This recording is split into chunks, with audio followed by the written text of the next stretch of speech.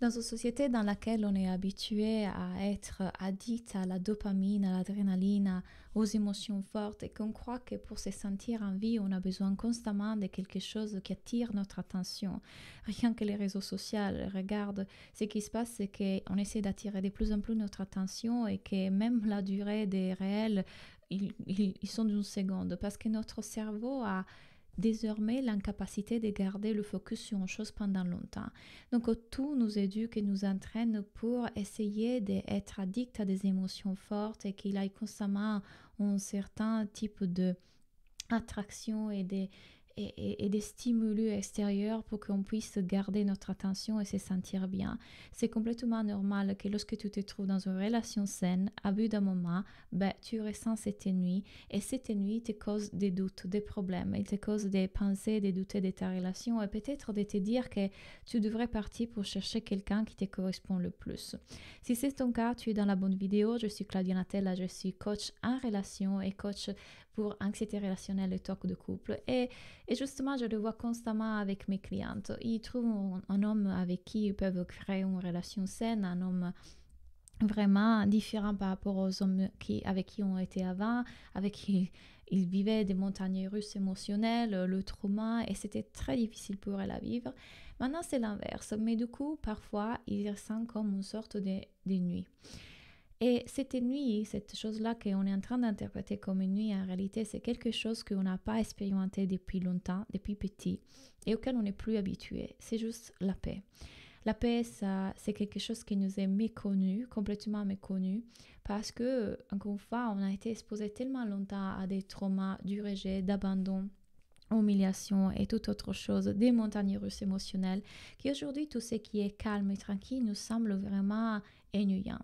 Et l'ennuyement, l'ennui viendra dans notre couple.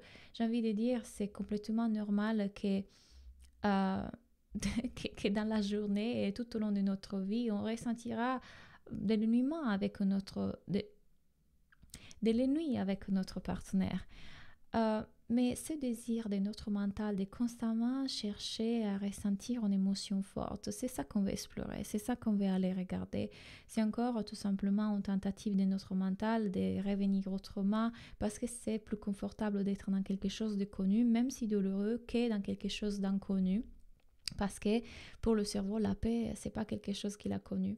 Donc parfois, vous verrez à votre partenaire comme quelqu'un de boring, ennuyant, trop calme, etc. Mais rappelons-nous qu'on a cette tendance à vouloir chercher constamment que l'extérieur nous apporte une émotion, alors qu'on a déjà tout à l'intérieur de nous. Et s'il y a une chose que le couple vient nous enseigner, c'est justement de retrouver cette chose qui sont déjà en nous, de pouvoir faire cette exploration personnelle, de voir qu'il y a déjà tout en moi pour que je puisse être bien et je n'ai pas besoin que mon partenaire soit différent de ce qu'il est pour que moi je puisse ressentir une émotion.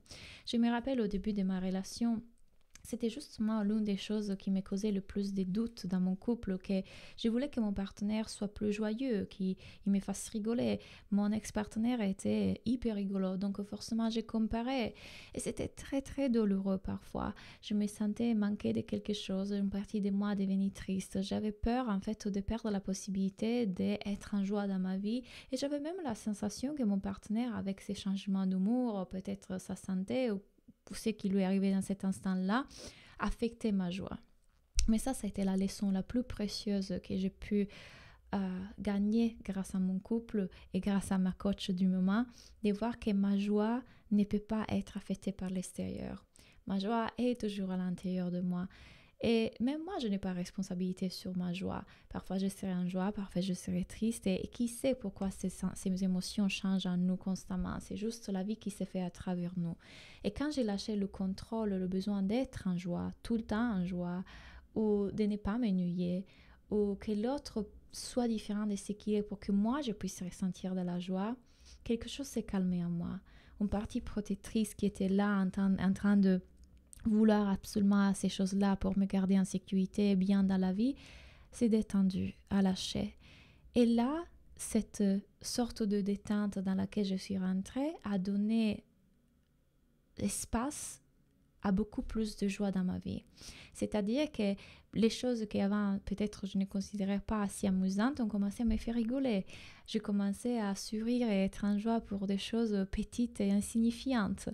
Et mon partenaire aussi a commencé à être beaucoup plus expressif et beaucoup plus dans la joie parce que je lui laissais aussi l'espace pour être dans cette joie-là. Donc, parfois, je me sens en joie pour aucune raison. Parfois, parce que j'ai regardé la nature, un arbre, une abeille. Il y a des choses qu'avant, je ne remarquais pas parce que j'avais besoin constamment d'une émotion forte, d'une joie forte, d'un rigolet très très fort qui me rendait addict à tout ça. Euh, Qu'aujourd'hui je peux voir, qu'aujourd'hui je peux remarquer, dont aujourd'hui je peux me réjouir. Et encore une fois, ce sont des choses tellement petites et tellement insignifiantes comme euh, même l'humour de mon partenaire commence à me faire rigoler alors qu'on avait des sens de l'humour très différents et avant je ne le trouvais pas rigolo, encore une fois parce que je comparais à mon ex.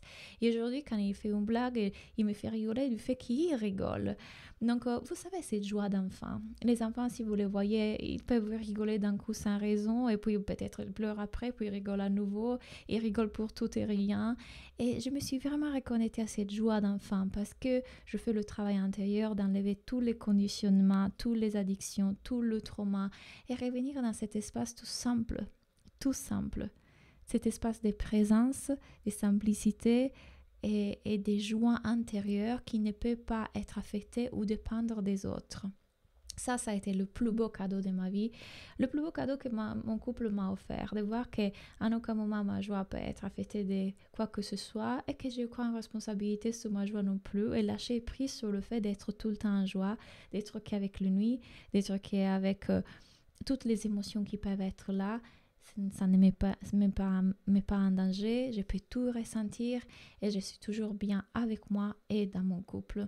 Si vous êtes prête à faire cette exploration personnelle, à prendre cet amour propre, à apprendre à combler vos propres besoins, à apprendre à vous sentir bien dans le monde, pas seulement dans votre couple, c'est le parcours que j'ai créé pour vous dans le chemin du cœur.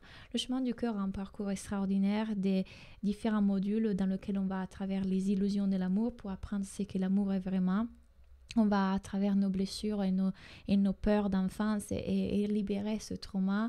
On va parler d'amour propre, on va parler de sexualité, des communications, tout pour que vous puissiez créer cette relation épanouie avec vous-même et avec votre couple. Je vous laisse les informations ici en bas.